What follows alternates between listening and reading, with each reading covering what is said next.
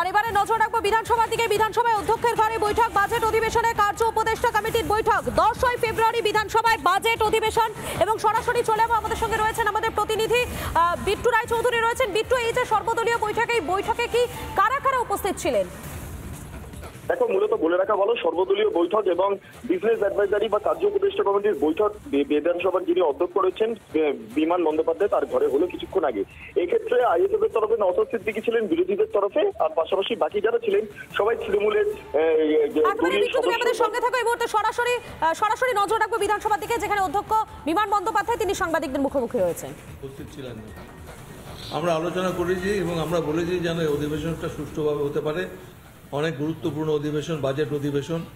Budget হবে সেই দিন আমাদের বিধানসভাতে হবে 12 তারিখে, এবং সেই সঙ্গে সঙ্গে অন্যান্য অনেক আনুষঙ্গিক বিষয় রয়েছে যেসব নিয়ে আলোচনা হবে।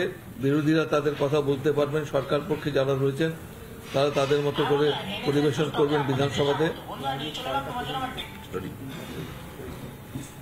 এবং আমাদের 10/2/2025 তারিখে সোমবার দিন 2টোর সময় রাজ্যপালের ভাষণ দিয়ে বিধানসভা শুরু হবে। এটা হবে আর্টিকেল 175 এর প্রভিশনস অনুযায়ী। এটা উনি আসবেন এখানে, এবং রাজ্যপালকে আমরা চিঠি দিয়ে জানিয়েছি। রাজ্যপাল মহোদয়ের সঙ্গে কথা হয়েছে আমার ব্যক্তিগতভাবে, এবং উনি আসবেন বলে সম্মতি দিয়েছেন। আর তারপরে ওই দিনই 3:30টার সময় motion of thanks in reply to governors address.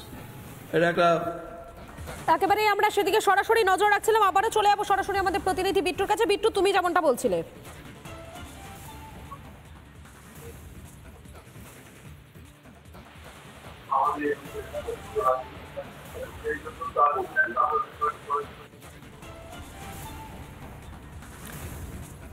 একেবারে আমরা যেদিকে নজর রাখছিলাম, বিধানসভায় অধ্যক্ষের ঘরে বৈঠক, বাজেট অধিবেশনে কার্য উপদেষ্টা কমিটির বৈঠক। 10 ফেব্রুয়ারি বিধানসভার বাজেট অধিবেশন। বৈঠকে থাকছে না বিজেপি পরিষদীয় দল। অভিযোগ, রাজ্যের স্বাস্থ্য পুলিশ ব্যবস্থা তলানিতে। অভিযোগ তুলে বৈঠক বয়কট করেছে বিজেপি। সর্বদলীয় বৈঠকে নেই বিজেপি।